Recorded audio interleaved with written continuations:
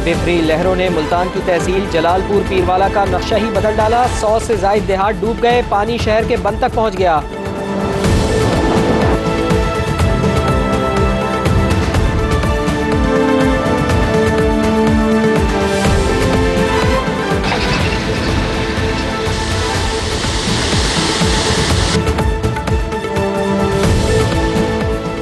हादसे से पहले मैं अपने कमरे में था, मोबाइल देख रहा था। मेरी माँ इतनी डूबी हुई थी और मैं खुद निकला हुआ।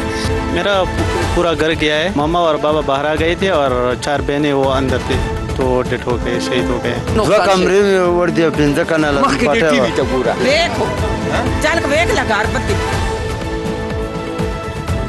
मरकजी पंजाब में चिनाब के बिल्कुल बराबर अंदरून में सफर करते हुए ये बारिश का समा देख सकते हैं। 6 बकरियां बंदियां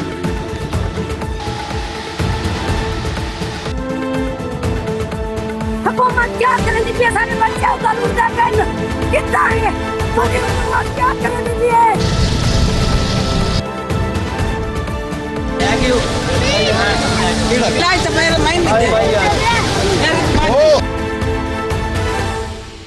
हम तो जहाँ पर भी जाते हैं लोग हमें यही कहानियाँ सुनवाते हैं। इस प्रोग्राम के अंदर सवात की वादियों में से लेकर मंडी, बहावुद्दीन और मरकज़ी पंजाब के मैदानों तक की कहानी आपके सामने रखेंगे। जहाँ पर भी हम जाते हैं एक ही बिपता सुनाई देती है, वो बिपता है लोगों के मसाइल की। मसला सिर्फ मईशत का नहीं है, फसलों का नहीं है, घरों का नहीं है, जानों का नहीं है। मसला उस तमाम ज़िंदगी के निज़ाम का है जो सैलाब ने दरम बरम कर दिया।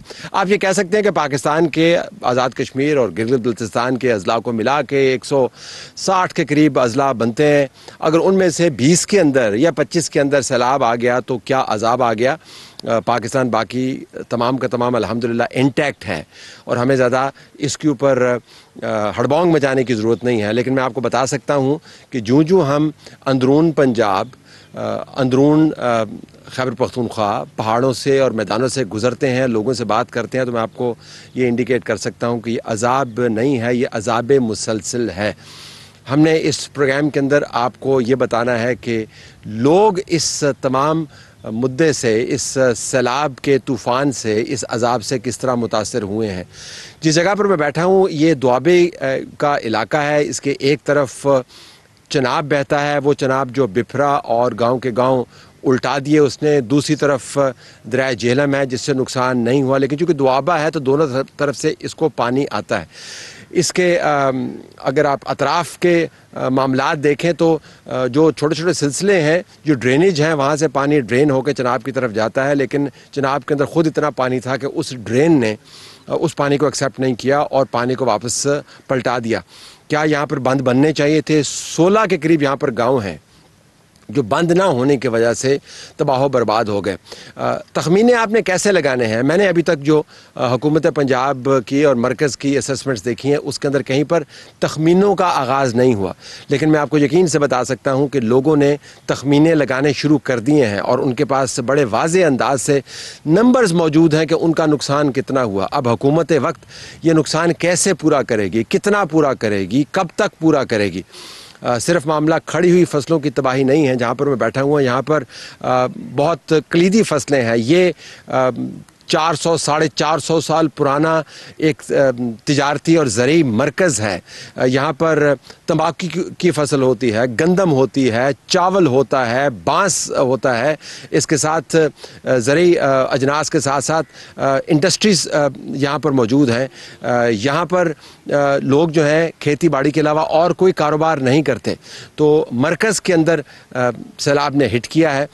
पिछले सैलाबों से जब मवाजना किया जाता है तो हम भूल जाते हैं कि पिछले सैलाबों के अंदर पंजाब वैसे मुतासर नहीं हुआ, और अगर पंजाब मुतासर हुआ तो पंजाब का मरकज़ मुतासर नहीं हुआ। इस मरतबा पंजाब के मरकज़ के अंदर आपको धचका लगता हुआ नज़र आया। अगर आप 2022 के सैलाबों का तज़किरा करें तो मजमूई तौर पर पाकिस्तान के अंदर 15.8 अरब डॉलर्स का नुकसान हुआ था। पंजाब का उसके अंदर नुकसान जो है तकरीबन 1.5 अरब डॉलर के करीब है, लेकिन अब पंजाब आपको अरबों डॉलर से ज़्यादा अपना नुकसान करता हुआ नज़र आया है, क्योंकि सैलाब ने इसको घेरे में लिया हुआ है।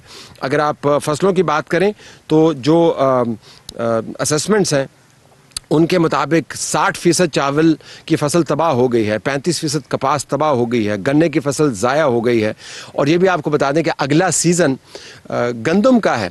पंजाब 70% मुल्क की गंदम प्रोड्यूस करता है और ये गंदम की मंडी है, ये गंदम की बैकबोन है। गंदम अगर नहीं लगेगी, जो कि नहीं लग सकती, जो हालात आपके सामने हैं, तो फिर इस मुल्क का क्या होगा? फूड प्राइसेस कहाँ पर जाएंगी? IMF के साथ कैसे नेगोशिएशंस होंगे? हमारे टारगेट्स कहाँ पे जाएंगे? और जो मुल्क को रिवाइव करना है मुआशी तौर पर, उसका क्या बनेगा? तो सिर्फ किसी चक अब्दुल्ला की या गांव अब्दुल्ला की बात मैं नहीं कर रहा, मैं एक मुल्की बहरान की बात कर रहा हूँ। जब आप सवात की पहाड़ियों में जाते हैं तो फिर वहाँ के लोग आपको रिमाइंड करवाते हैं, वो कहते हैं जी कि मीडिया फॉलो करता है जहाँ पर फ्लड जाता है। वो हमसे शिकायत करते हैं कि हम फ्लड से अभी बचे नहीं हैं, हमारे घरों के सामने पहाड़ नुमा पत्थर मौजूद है। और हम जब वहाँ पर गए तो उन पत्थरों को देखकर एक अजीब किस्म की हैबत तारी हो जाती है। लोग अपनी मदद आपके तहत वहाँ पर काम कर रहे हैं। तो सवात की पहाड़ियों से लेकर पंजाब के मैदानों तक और आगे पानी ने जाना सिंध की तरफ, हम आपको इस प्रोग्राम के ज़रिए लोगों की आवाज़ पहुँचाना चाहते हैं। लोग तखमीने कैसे लगा रहे हैं, किसका क्या नुकसान हुआ? आइए चलते हैं इस गाँव में जो सैलाब के रेलों में मुतासरा तरीन गाँव में से एक था और जहाँ पर गिरदो नवाह के अंदर बुलंद तरीन जनाब के रेले गुजरे। वहाँ के लोग क्या सोच रहे हैं, उनकी तवक्कुआत क्या हैं और उनका दुख दर्द क्या है?